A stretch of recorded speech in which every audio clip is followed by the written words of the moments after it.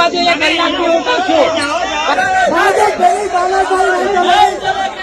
આ દ્રશ્યો છોટાઉદેપુરના છે. છોટાઉદેપુરમાં આજે પ્રમુખ અને ઉપપ્રમુખની વરણી હતી. વરણી દરમિયાન આમ આદમી પાર્ટીના 2 ઉમેદવારો, જીતેલા ઉમેદવારોને ઉઠાવીને કોઈ લઈ ગયા, એ આક્ષેપો કરવામાં આવ્યા. આમ આદમી પાર્ટીના નેતાઓએ આખા ચૂંટણીનો બહિષ્કાર કરી અને પછી ત્યાં નારેબાજી કરી. શરૂઆતમાં તમે જે દ્રશ્યો જોયા, આમ આદમી પાર્ટીના જેટલા પણ નેતા છે એ બધા આક્ષેપ કરી રહ્યા છે કે ભારતીય જનતા પાર્ટીના લોકો ઉઠાઈ ગયા, કારણ કે ત્યાં ટાઈ થવાની હતી. 13 આમ આદમી પાર્ટીના ઉમેદવાર અને 13 ભારતીય જનતા પાર્ટીના હતા અને એટલે જ 2 ઉમેદવારોને ઉઠાવી ગયા. એના પછી આમ આદમી પાર્ટીના કોઈ પણ જીતેલા લોકો ત્યાં બેઠકમાં હાજર ન રહ્યા અને એટલે જ ભારતીય જનતા પાર્ટીના પ્રમુખ અને ઉપપ્રમુખની વરણી થઈ ગઈ. ત્યાં તાલુકા પંચાયત અને જિલ્લા પંચાયતની સ્થિતિની વાત કરીએ તો છોટાઉદેપુર અને નર્મદામાં આમ આદમી પાર્ટી ઘણી બધી તાલુકા પંચાયત અને જિલ્લા પંચાયતમાં સારા પરિણામ, સારી બેઠકો લઈને આવી. એના પછી આજે જ્યારે પ્રમુખ અને ઉપપ્રમુખની વરણી હતી ત્યારે હોબાળો થયો. હવે એ 2 લોકોને કોણ ઉઠાવીને લઈ ગયું છે, કેવી રીતે ઉઠાવીને લઈ ગયા છે, એ પોલીસ પ્રતિક્રિયા આવે પછી ખબર પડે. અમે ત્યાંના સ્થાનિક નેતા સાથે વાત કરવાનો પ્રયત્ન કર્યો. રાધિકા રાઠવાને ફોન કર્યો, કારણ કે છેલ્લા કેટલાય સમયથી આમ આદમી પાર્ટીના નેતાને ભારતીય જનતા પાર્ટીના નેતાને પોલીસ હેરાન કરે છે એવા આક્ષેપો થયા. એના પછી રાધિકા રાઠવા સામે ફરિયાદ પણ થઈ હતી. આ બધાની વચ્ચે રાધિકા રાઠવાએ શું કહ્યું છે, આગળ આમ આદમી પાર્ટી શું કરવાની છે તે સાંભળો.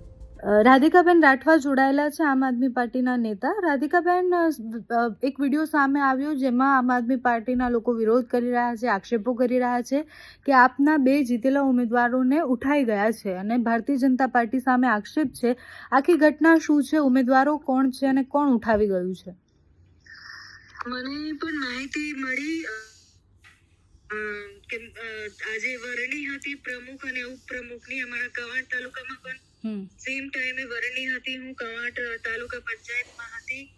તો મને ખબર મળી 10 વાગે ફોન આવ્યો ત્યાંના કાર્યકર્તાનું ઉદયપુરથી કે અમારા 2 સભ્યો 13 સભ્યો તાલુકામાં પહોંચી ગયા હતા ગેટ અંદર કમ્પાઉન્ડમાં, અને 2 સભ્યોને ગેટ નજીક જે અંદર જતા હતા ને એમને બારોબાર કોઈ ગાડીમાંથી ઉતરીને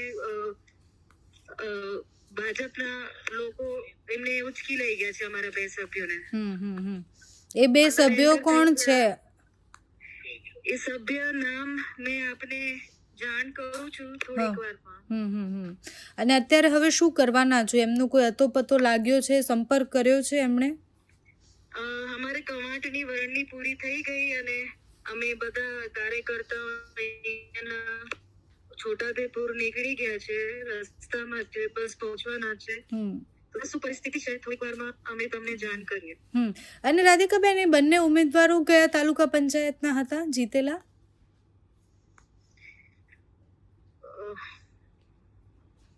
પાયલબેન, એ માહિતી મેં આપું તમને. ઓકે.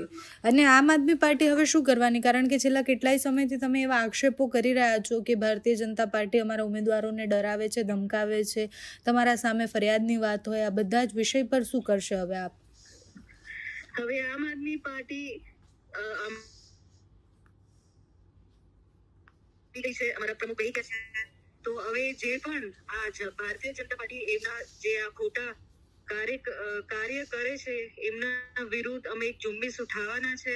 અને આ જે અમારા ચૂંટાયેલા પ્રતિનિધિઓને ગુંડા કરીને એમને જે ઉચકી ગયા છે એનું અમે ચોક્કસથી વિરોધ કરીશું અને આગળ આના ઉપર અમે કાર્યવાહી ચોક્કસથી કરવાના છે.